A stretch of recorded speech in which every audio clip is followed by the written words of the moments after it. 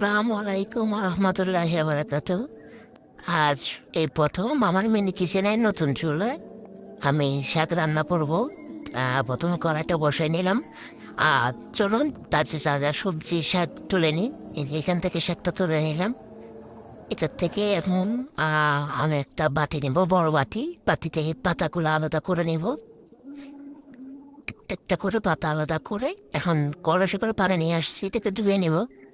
ভালো করে ধুয়ে নিতে হবে। আর একটা বাটিতে পানিটা ফেলে দেব। আবার আর একটা দিয়ে নিব। ময়লা থাকতে পারে, সেজন্য ভালো করে ধুয়ে নিলাম। এবার অবশিষ্ট পানিটাকে আমি আমার গাছে দিয়ে দিব।